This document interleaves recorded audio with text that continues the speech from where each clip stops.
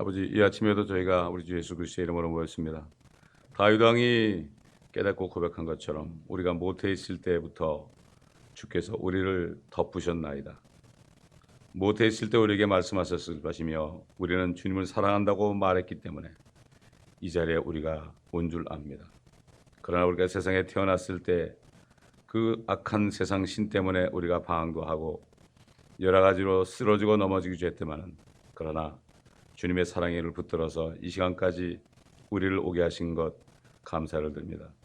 아버지 하나님, 이 모태와 같은 이 세상에 살면서 정말 우리가 하나님의 왕국의 하늘나라에 이제 온전히 들어갈 때까지 우리가 온전히 주님이 기뻐하는 우리들이 될 수 있도록 하나님의 지혜와 명철로 충만하여서 우리가 그 안에 행함으로 하늘의 집을 지을 수 있는 저희들 지혜를 받는 이 시간 되게 하옵소서. 우리 성도들에게 이 지혜를 주셔서 헛된 삶을 살지 않고 반석 위에 집을 지을 수 있는 모두가 되게 하시고, 이 말씀을 듣는 모든 인터넷 성도들에게도 동일한 깨달음과 축복을 허락하여 주옵소서.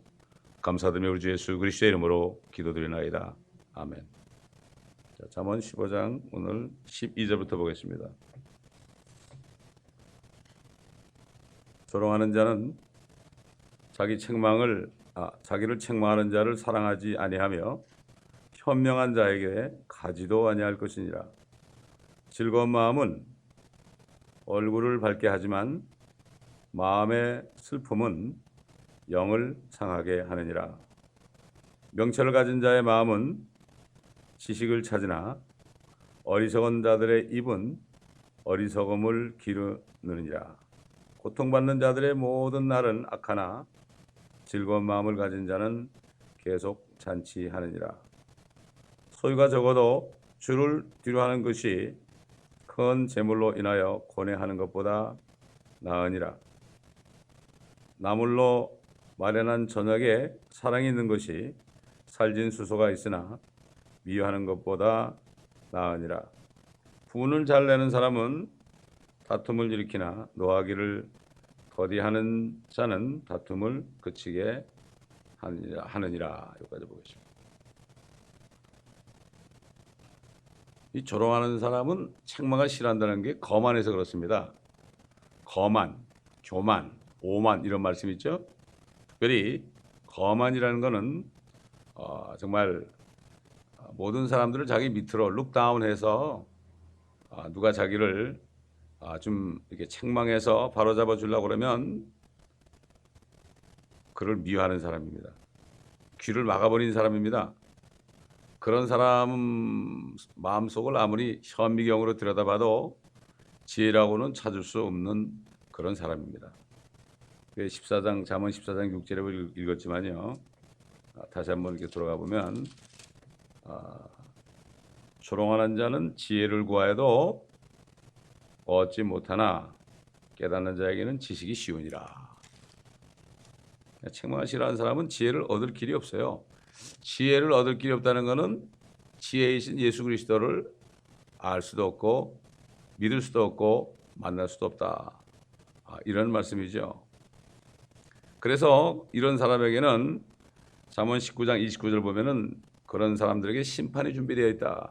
바로 백보자 심판은 바로 그런 사람들을 위한 거죠. 자, 그렇기 때문에 이 거만한 사람들은 책망하는 사람들을 오히려 거만하다 그럽니다. 옛날 이스라엘이 범죄해서 하나님이 예레미야 선지자를 보내서 너희가 회개하지 않으면 북쪽에 있는 가마솥을 기울이게 해서 뜨거운 불같은 물이 너에게 흘러내려서 다 죽게 만들 것이다. 북쪽에 가마솥이 기운다 그랬거든요.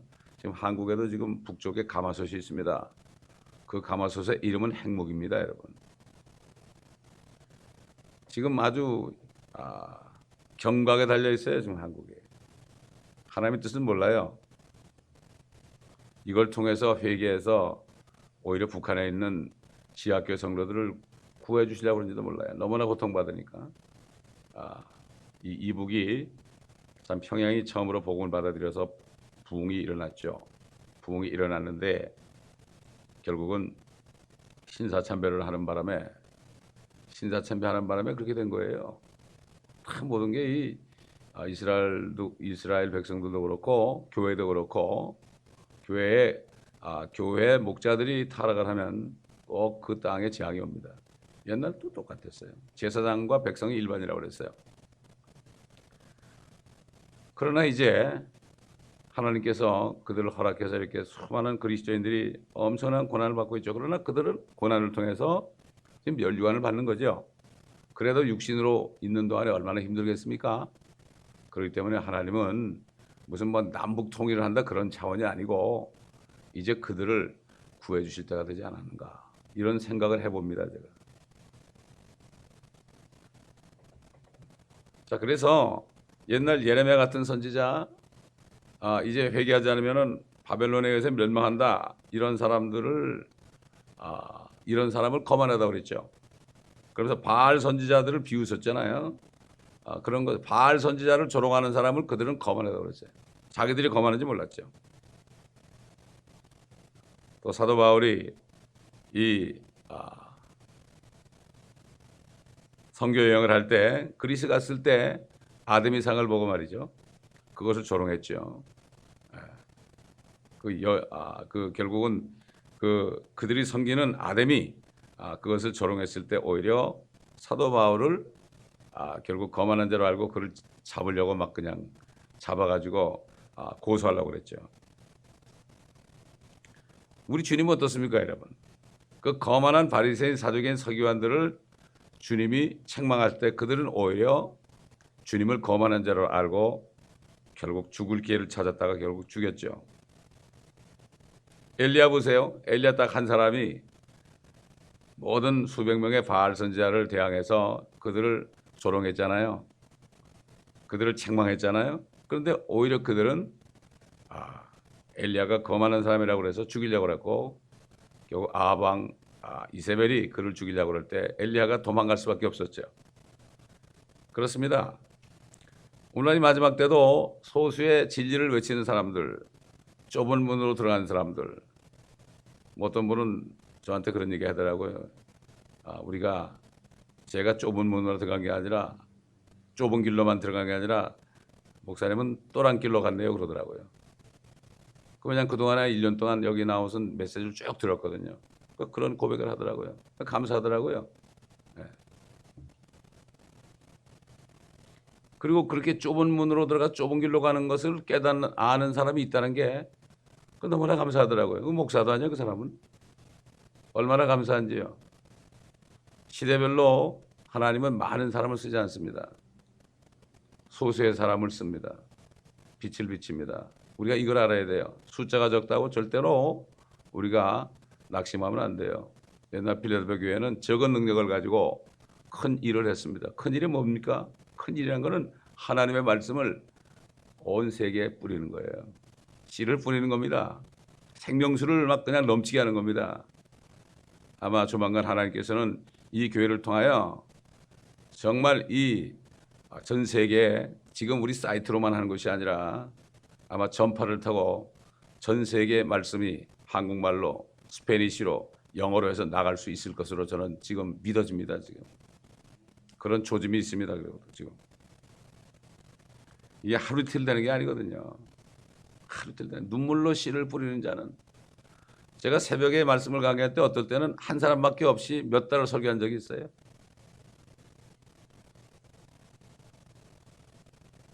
어떨 때 안 나면 내 혼자 했어요.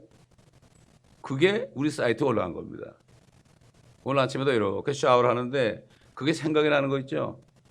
그걸 생각나게 하시는 거예요. 그러나 지나고 나니까 얼마나 감사합니까? 이게 세상만 해도 고진감래란 말 있잖아요. 고통이 그냥 끝까지 바닥을 쳐야만 달콤한 것이 온다. 이거 진리예요. 세상 사람들이 깨달은 겁니다, 이게. 그렇기 때문에 이 거만한 사람이라는 것은 한마디로 하나님의 말씀을 비우는 사람들이에요. 하나님의 말씀은 이 죄인들에게 책망하는 것밖에 없어요.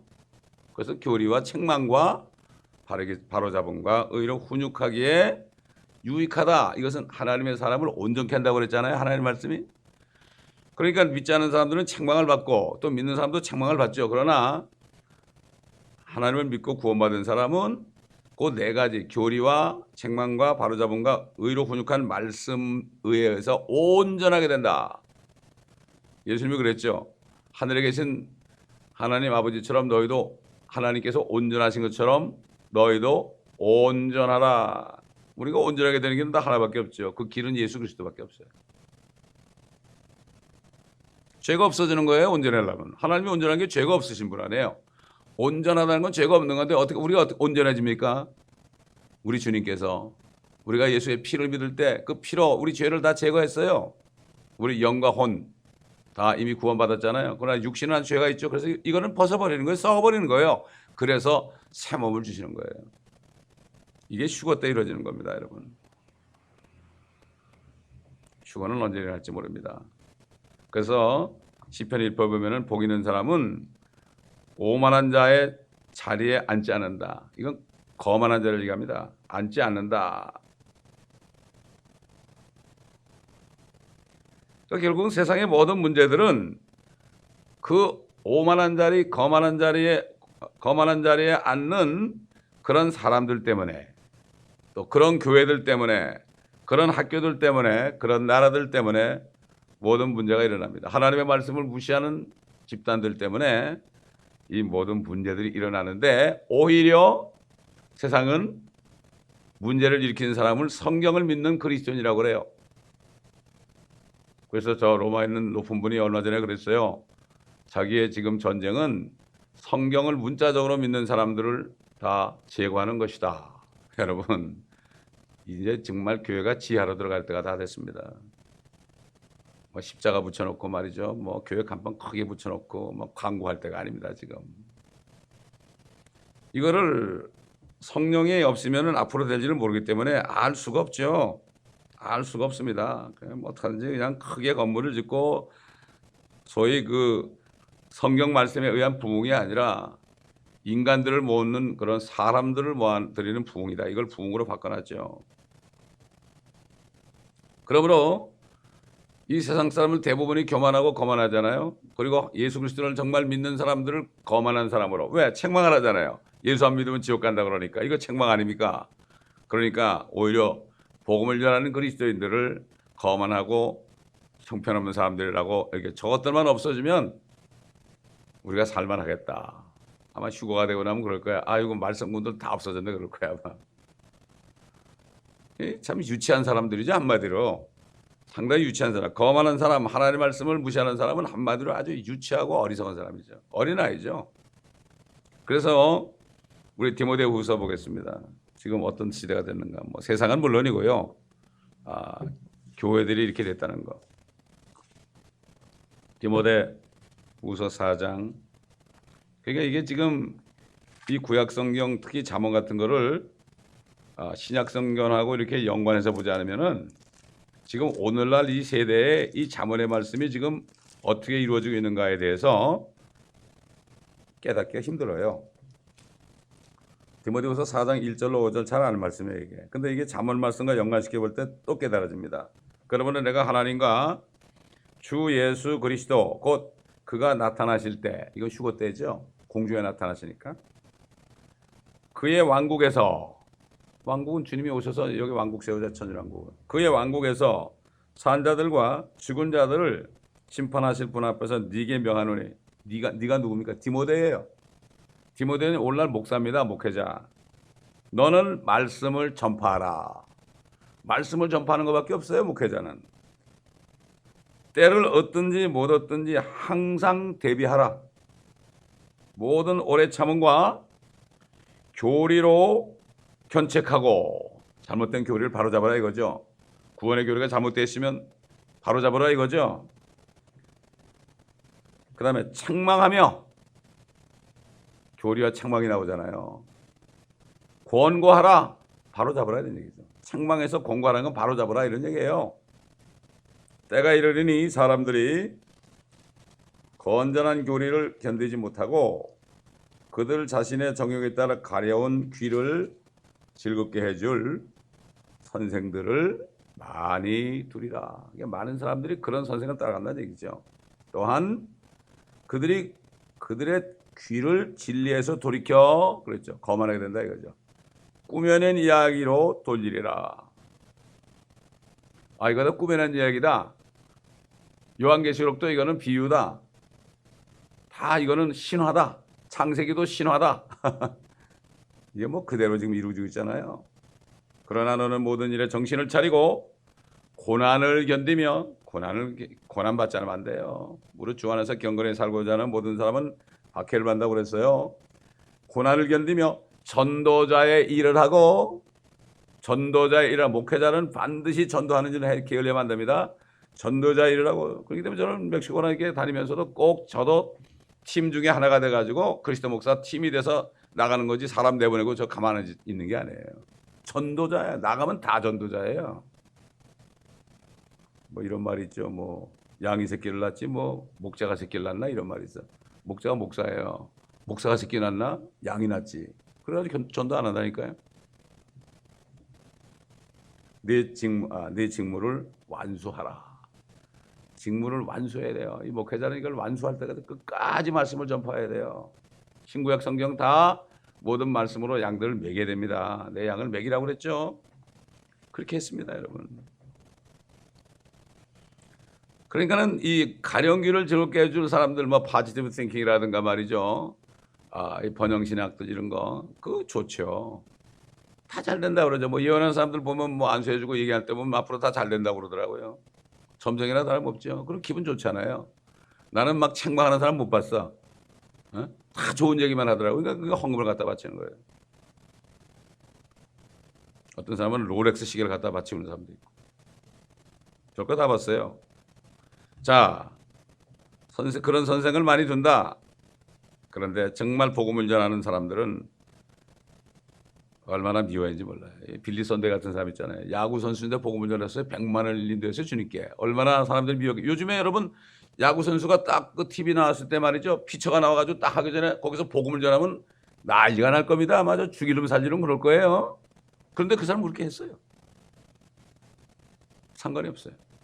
모든 직업, 우리의 삶의 현장은 복음 전하러 갖다 놓은 거죠. 장사해서 먹고 살라고 갖다 놓은 게 아니야. 장사해서 잘 먹고 잘 살라고 그 생각하고 있으면 슬픈 거예요. 그러나 만나는 사람에게 복음 전한다 생각하면 전도자니까 무슨 상관이에요. 장사가 되든 안 되든 주님이 책임질 텐데. 이걸 바로 깨달아야 되는 거예요. 학생들 항상 얘기하잖아요. 학교 가면 전도하라고 보낸 거예요, 거기. 그러면 주님이 지혜 줘가지고 세상 교육은 그건 밟고라 그래도 됩니다, 솔직히. 아무것도 안 해요.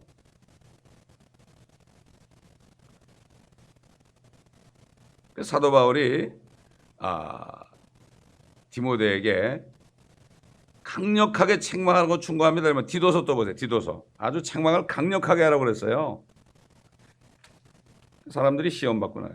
많은 사람들이 성경 말씀을 강의하다가 무슨 얘기를 하면 자기한테 얘기했다고 시험 드는 사람이 있어요. 그러면 말씀을 듣는 사람한테 하는 얘기지 그렇잖아요, 여러분. 그렇기 때문에 성경 강해라는 이유가 뭔가 하면은, 강해라는 거는 순서 없이 쭉 하는 거 아니에요? 그런데 희한하게 그 말씀을 들을 사람들이 꼭 있더라고요. 그건 누가 알고 그러는 게 아니죠. 자, 디도서 1장. 그러니까 말씀을 들으러 교회 오는 사람들은 주님이 나한테 오늘 무슨 말씀을 하실까? 그렇게 해가지고 들어야 돼요. 꼭 다른 사람한테 하는 말로 무슨 얘기를 하면 이건 나한테 하는 게 아니라 저 사람한테 하는 얘기야. 이렇게 하면 그 사람은 은혜를 못 받아요. 디도서 1장 11절부터 보겠습니다. 이 중요한 절이기 때문에 좀 이게 길게 하는 거예요.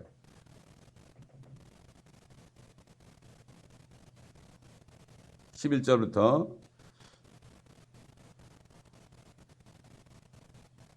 더러운 이익 때문에 가르쳐서는 안 될 것들을 가르쳐서 집들을 온통 뒤집어 놓는 그들의 입을 막아야 될 것이라. 그들 중에 하나인 그들 자신의 선지자조차도 말하기를 크레테인들은 항상 거짓말쟁이들이고 악한 짐승들이며 게으른 탐식가들이라 했으니 이 증거가 옳도다. 그러므로 너는 그들을 엄히 꾸짖어 그들로 믿음 안에서 건전해지게 하고 유대인들의 꾸며낸 이야기와 진리에서 벗어난 사람들의 계명들의 귀를 기울이지 못하게 하라. 정결한 사람들에게는 모든 것이 정결하나 더럽혀진 자들과 믿지 않는 자들에게는 아무것도 정결한 것이 없고 도리어 그들의 마음과 양심이 다 더럽혀져 있느니라. 그들이 하나님을 안다고 고백하나 행위로는 부인하나니. 요즘 시대 아닙니까? 가능한 자요, 가증한 자요, 불순종하는 자요, 모든 선한 일에 버림받은 자들이라. 이게 디도. 제가 아까 디모데라고 그랬나요? 디도에게, 젊은 목회자 디도에게, 사도 바울의 제자 아닙니까? 디도에게 강력하게 쓴 편지입니다. 이게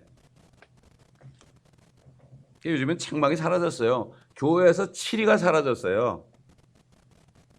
이 목회자는 말씀만 가르치는 것이 아니라 하나님의 말씀에 의해서 치리해야 됩니다. 왜냐하면 이 교회에 자꾸 죄를 짓고 회개하지 않는 사람이 있으면 그 죄가 종창처럼 퍼져나가서 모든 사람에게 퍼져버려요. 특별히 음란한 영 있잖아요. 이건 퍼져버려요, 여러분. 되게 음란한 영이 있는 사람이 사람들을 이간합니다, 여러분. 저는 그런 걸 많이 봤어요. 저희 교회에서도 옛날에 음란한 여인이 들어왔었어요. 아주 뭐 완전히 보이는 거예요, 이게. 그래서 새벽 기도 끝나고서 딱 불러가지고 몇 사람과 같이 딱 성경 펴놓고서 교회에서 쫓아냈어요. 그래가지고 회개해야죠, 그렇지 않습니까? 그때 뭐 저희가 교회 사람 많았겠어요? 사람 수가 중요한 게 아니에요. 몇 사람이라도 양떼들을 정말 말씀 안에 양육하고 교회가 깨끗해야 됩니다. 교회 전체가 하나가 돼서 신부가 되죠. 뭐 개나 소나 고양이나 다 있으면 안 된다는 얘기죠. 그건 동물원밖에 안 돼요. 그거는 절대 동물원밖에 안 돼요. 오늘날은 저 아프리카 저 재즈 음악, 락앤롤 음악이 기독교 음악이라고 속이는 때가 됐어요. 그런 음악이 지금 교회에서 범람합니다. 지금 특별히 큰 교회 아이들 많이 하는 교회 보면 뭐 아주 뭐 난리가 납니다. 재즈 가수가 왔는지, 락앤롤 가수가 왔는지, 누가 왔는지 모를 정도입니다. 자, 아모스 5장 10절 보겠습니다. 유대인들이 어떻게 행했나 보겠습니다. 그러니까 하나님의 심판이 있었던 거죠. 아모스 5장 10절. 옛날에 아모스 배울 때 이미 봤죠. 그들은 성문에서 책망하는 자를 미워하며 그들은 정직하게 말하는 자를 증오하는도다. 그러므로 너희가 가난한 자를 밟음같이 그에게서 밀을 새로 거두는도다. 너희가 깎은 돌로 집들을 지었으나 너희는 거기서 살지 못하리라. 너희가 아름다운 포도원들을 만들었으나 너희는 그 포도주를 마시지 못하리라. 결국은 책망하는 자를 미워했다. 성문에서 책망하는 자는 뭡니까? 하나의 말씀을 가지고 책망하는 사람이죠. 그렇기 때문에 결국 이 거만한 사람은 이렇게 조롱하는 사람이요. 성경에 현명한 사람은 영혼을 구원하기 위해서 복음을 전하는 사람입니다. 우리 잠언 11장에 나오잖아요. 그렇죠? 의인은 생명나무의 열매요. 그렇죠. 의인은 생명나무니 혼들을 이겨오는 사람들은 현명하도다. 이런 말씀이 있죠. 그러나 거만하고 어리석은 사람들, 이런 사람들은 절대로 주님께 나올 수도 없고 나올 수가 없습니다. 자기는 죄인이라고 생각 안 하니까 나올 수도 없고 구원받을 수 없습니다. 그렇기 때문에 주님께로, 예수께로 나와서 회개하고 주님을 영접하기 위해서 나오기 위한 첫 번째 요구되는 일은 뭔가 하면 딱 한 가지밖에 없어요. 딱 한 가지밖에 없어요. 그 예수 그리스도만이 내가 마땅히 받아야 할 지옥 형벌에서 구해줄 수 있는 분이심을 확실히 깨닫는 거예요. 제가 구원받을 때 그랬어요. 아이고, 나 이거 예수님 아니면 난 지옥 가겠구나. 이게 다 깨달은 거예요. 그러니까 불렀죠. 주의 이름을 부르니까 오시더라고. 오시니까 내 모습이 확 드러나더라고요. 그래서 그냥 주님을 영접했죠. 전심으로 영접해야 돼요. 뭐 예수님을 영접하고 세례받아야 교인 된다고 사는 게 아니라 전심으로 내가 주의 이름을 깨달아야 돼요. 알아야 돼요. 보지 못하고 없겠. 나 자신을 보지 못하면 안 돼요. 그래서 명철은 하나님을 아는 것이라고 그랬어요. 예수 그리스도로 아는 게 하나님 아는 거예요. 이게 명철이에요. 세상 사람들은 조금 꾀가 많고 스마트하면 명철이 있다고 그 사람은 절대 그런 게 아닙니다.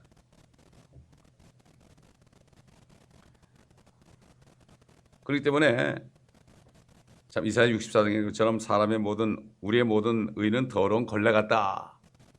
정말 더러운 걸레 같다.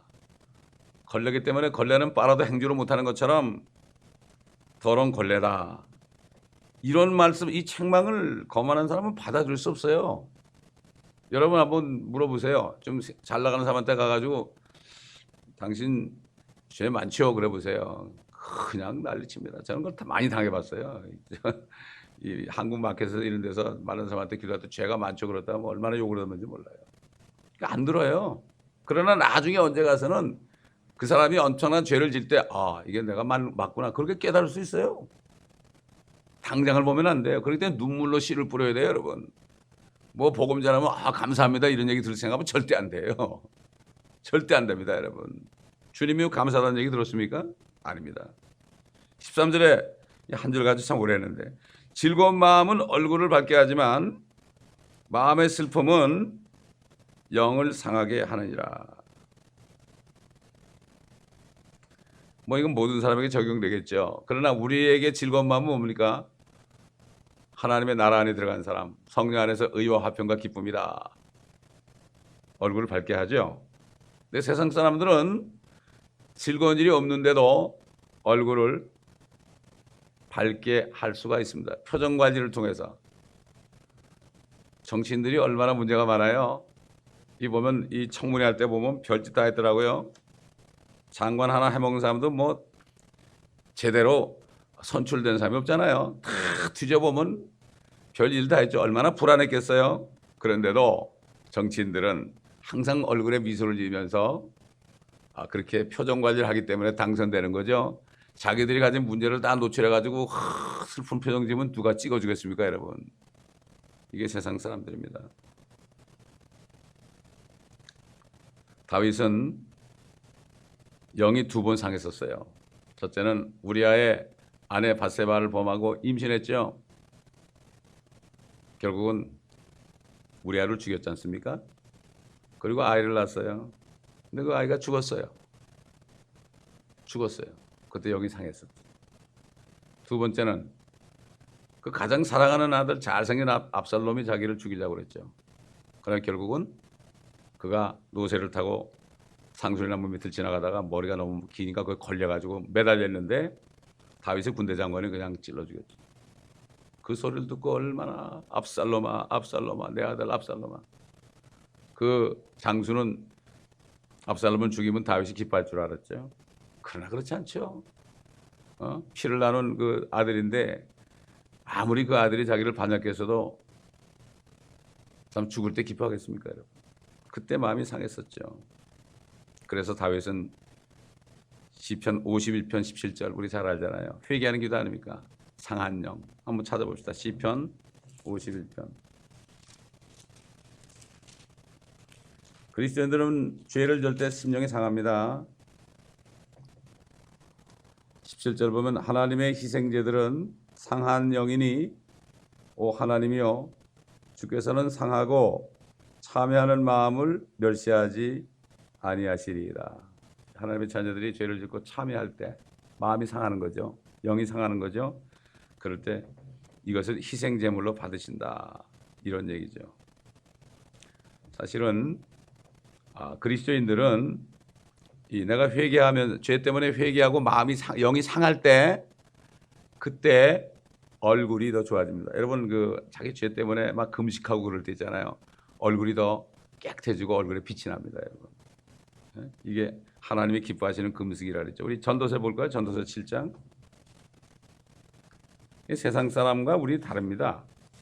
그리스도인과의 달라요. 마음의 슬픔은 영을 상하게 한다. 그래도 7장 1절부터 4절 보면은 좋은 이름이 값진 향유보다 낫고 죽는 날이 출생하는 날보다 낫도다. 초상집에 가는 것이 잔치집에 가는 것보다 나으니 이는 그것이 모든 사람의 마지막이며 살아있는 사람이 그것을 자기 마음에 유념할 것이기 때문이라. 자 보세요. 슬픔이 웃음보다 나으니 자기가 죄 때문에 마음이 상했단 말이죠. 슬픔이 웃음보다 나으니 이는 슬픈 안색으로 인하여 얼굴은 슬픈데 마음이 더 나아짐이라 그랬습니다. 마음이 더 나아. 왜 회개하고 주의 피로 씻김 받으니까 마음은 더 나아지는 거죠. 현명한 자의 마음은 초상집에 있으나 어리석은 자의 마음은 환락의 집에 있느니라. 현명한 자의 책망을 듣는 것이 어리석은 자들의 노래를 듣는 것보다 사람에게 더 나으니라. 어리석은 자의 웃음은 솥 밑에 가시나무 타는 소리 같으니 타타타타 하는 소리 말이죠. 웃는 게 그런 소리 들려야 돼요. 아이고 저 사람 저거 정말 가시나무 타는 소리 같네. 이것도 헛되도다. 이것도 헛되도다. 참 주님께서는 그렇기 때문에 이스라엘 백성들이 나중에 이제 회개하잖아요. 나중에 회개할 때 주님이 그 영을 싸매십니다. 우리 에스겔 34장 보겠습니다. 에스겔 34장. 에스겔 34장 16절 보게 되면 주님이 앞으로 어떻게 하느냐. 내가 잃어버린 자를 찾을 것이요 쫓겨났던 자를 다시 데려오고 상한 자를 싸매주며, 상한 자를 싸매준다 그랬죠. 병든 자를 강건케 해주리라. 그러나 나는 살지고 강한 자를 멸할 것이며 심판으로 그들을 먹이리라. 이스라엘 백성들이 얼마나 심정이 상하겠습니까? 회개할 때, 대환란 때, 그때 주님께서 상한 영을 해준다. 그 주님께서 이사야서 61장에 있는 말씀을 그분이 인용하셨죠. 이사야 61장에 무슨 말이 나옵니까? 바로 주님이 하신 사역이 나오죠. 주 하나님의 영이 내게 임하였으니 이는 주께서 내게 기름을 부으사 온유한 자에게 기쁜 소식들을 전파하게 하셨습니다. 그가 나를 보내시면 마음이 상한 사람들을 싸매고, 자기 죄 때문에 슬퍼하는 사람들, 세리처럼 창녀처럼 감히 얼굴도 못 들고 나를 불쌍히 여기달라고 마음이 상한 사람들을 싸매고, 포로된 자에게 자유를, 갇힌 자에게 감옥의 열림을 선포하며 주의 기뻐 받으시는 해를 선포하고 우리 하나님의 복수의 날을 선포하며 모든 슬픈 자를 위로하고. 우리 주님이 누가복음 4장에 이 말씀을 인용했는데 2절 하반절 복수의 날을 선포한다는 말을 안 했어요. 그거는 주님이 재림하실 때 하는 얘기예요. 초림했을 때는 은혜 복음 전하기 때문에 주의 기뻐 받으시는 해를 선포하고 요까지만 읽으시고 책을 덮으셨어요. 누가복음 4장에 보면은 복수의 날은 뭡니까? 하나님의 자녀들과 하나님의 백성들을 조롱하고 심판했던 거만한 세상 사람들을 복수한다는 얘기입니다, 여러분. 시온에서 슬퍼하는 사람들을 위로한다는 게 뭐, 시온은 예루살렘이거든요. 유대인들, 이런 얘기죠. 사실 그렇기 때문에 세상 사람들 중에서, 철학자 중에서 염세주의 철학자들 있죠. 이런 사람들이 오히려 더 현명한 거예요. 염세주의자들, 세상을 바로 본 거예요. 바로 본 겁니다. 낙천주의자들은 그 세상이 소망이 없는데도 뭐 하나 이거 끄집어내가지고 이거 보라고 소망 있지 않느냐, 이렇게 하는 사람들이에요. 그러나 염세주의자들은 전체를 볼 때 세상에 소망이 없구나. 이런 사람들이 오히려 주님을 만날 수 있는 길을 찾을 수가 있어요. 아마 그 고넬료, 로마 백부장 고넬료가 아마 그랬을지도 몰라요. 로마인들이 하는 짓거리 보니까 이건 잔인하지 않습니까? 잔인하잖아요. 그러니까 아마 거기서 염증을 느끼고 하나님께 기도했는지도 모르고 많은 사람을 구제해 준지도 모릅니다. 오늘은 여기까지만 하겠습니다. 기도하겠습니다. 아버지 하나님 감사합니다. 오늘도 짧은 말씀 가운데 참 이 마지막 때를 볼 수 있는 눈을 열어주시고, 아버지 하나님 진정으로 생명의 말씀 밖에는 소망이 없고 말씀 안에는 그 소망 밖에는 붙잡을 것이 없음을 또 한 번 깨닫게 하시고, 교훈의 말씀과 책망과 바로잡음과 의로 훈육하게 유익한 말씀들을 붙잡고, 아버지 하나님 이것을 모르는 사람들을 책망하는 것이 핍박을 받지만 하나님을 기쁘시게 하는 것이요, 그리스도의 복음을 전하는 것이 박해를 받지만은 주님을 기쁘시게 하는 것을 알고, 오늘 하루도 만나는 사람들에게 성령께서 말하게 하심을 따라 말하게 하소서. 아버지 하나님 많은 사람들을 의의 길로 인도하는 축복된 하루가 되게 하옵소서. 감사드리며 우리 주 예수 그리스도의 이름으로 기도드립니다. 아멘.